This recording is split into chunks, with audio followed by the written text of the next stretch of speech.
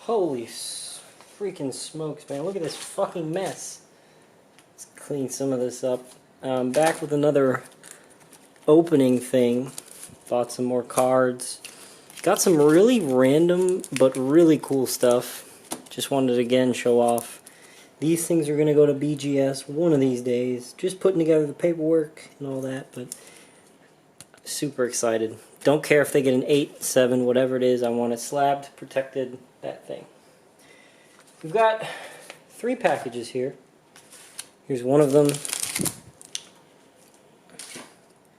Where's the other one? I think this is the other one, second one. And then we've got a little box. So, kind of really randomly saw a 6 Samurai deck, and for really cheap, $15. So I bought it because I thought I saw that it had 2 secret rare 6 Samurai Grandmasters, whatever those things are called. What is this, Dan? They're not first edition. First edition, they're pretty expensive, $50, $60. But unlimited, they're like 15, 20 bucks. So I mean, I'm paying basically 2 for 1 if I was right.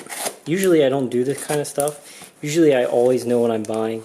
So all those lots where they're like, you know, 1,000 cards or something and say 1,000 hollows, and they don't tell you what the cards are, I usually stay away from those. Just a personal preference. So this is his deck. It's always cool to see people's decks. That's always I thought was really cool. You know, I didn't play the game that much, so I can't really appreciate it, but you know, it's still cool nonetheless to see some of these cool old school decks. I've never seen a deck box case thing like this.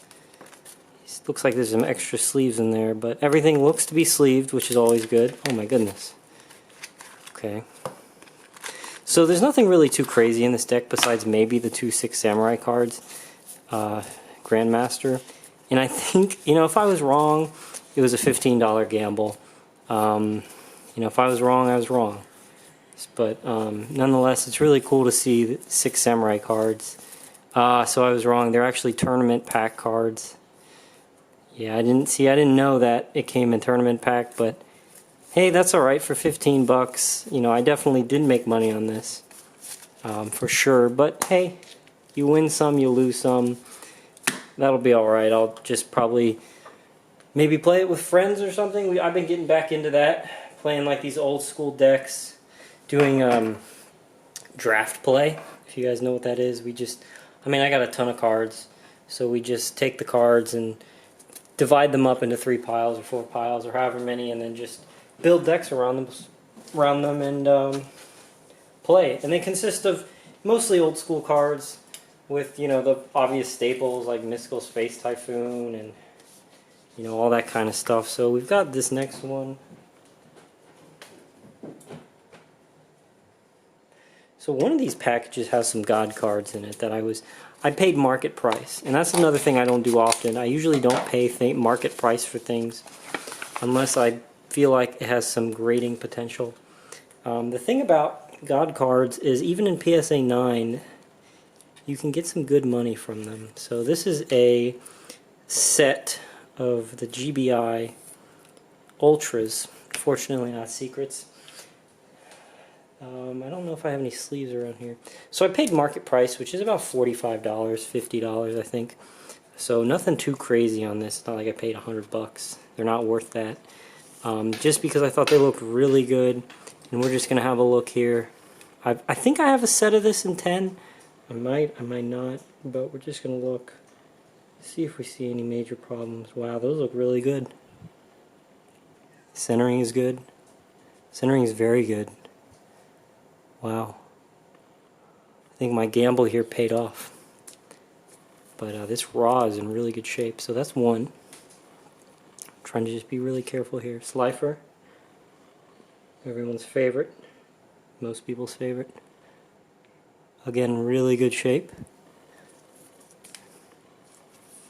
And finally we have Obelisk. Focus, please. Thank you. Wow. These are really, really nice. Wow, this one's actually a little bit OC, but that's alright. So overall, super happy about this. Was a little bit worried, but my god, these things are indeed gem mint. So I should probably consider sending these into BGS just because, I mean, they have such good centering. So the raw centering is not very good. The obelisk centering is not really good. Actually, now that I'm looking at it, obelisk has a little bit of edge wear. But you can hardly see it. But the other two cards are very good. The Slifer actually has good centering front to back, and back, top to bottom, right to left. Good centering. So, more cards I need to submit. Really good purchase. Was worried about that. So here's, this one's an interesting one.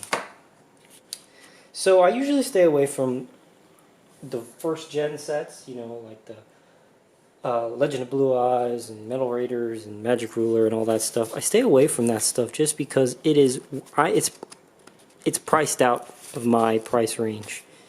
Isn't this a pull tab? Yeah. It's out of my price range. I don't really.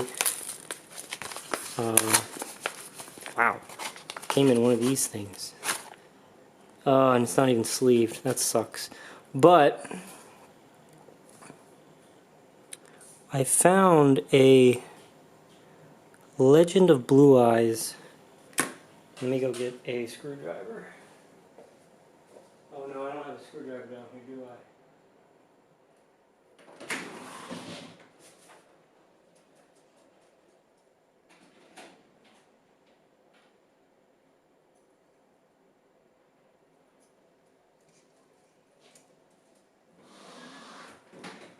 Man, I hope this screwdriver works. I just have this from like a career fair or something I went to. This is like one of those gimmick ones that they give you. But actually pretty good screwdriver, to be honest.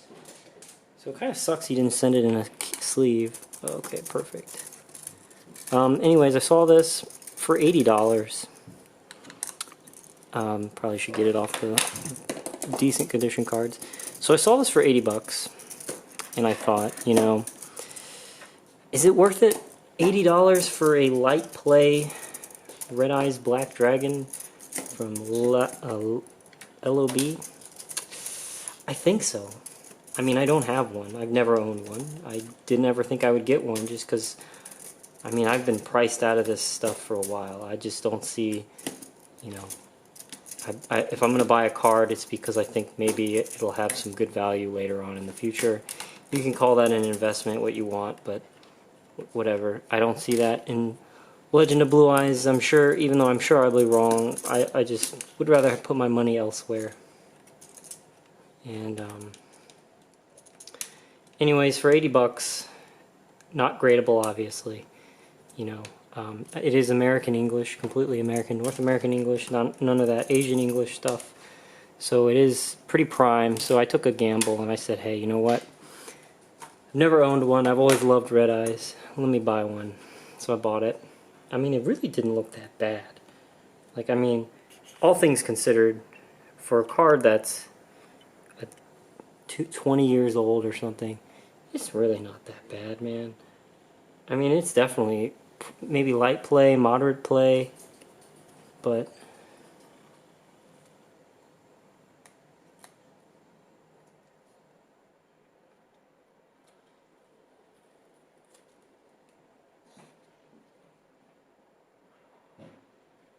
you know what I just realized? Check this out. This is actually taped to the bottom. Not even a real card. This is a fake. So, wow, I'm glad I got that on camera, because look at that. Dude, that's a fake card. He like took it off of a real card and put it back. And the way that I realized that is if you look, you see that patterning? That's not a smooth patterning that's common to Yu-Gi-Oh! So that's faked. So maybe the card was severely damaged, but the front was okay. Like you can see a crease here. So maybe the card was creased and the guy just taped it over to try to make it look like a real card. But, wow, okay, fake. Fake is all hell. Thank goodness for recording this video and having it on eBay protection, because this is going straight back. Anyways, guys, thank you for watching. Unfortunate this, because I really thought it would be cool to own one, but either way, yeah, watch out for that. I've never seen this, and I've bought a lot of cards, so keep a lookout for that. Thanks, guys. See you next time.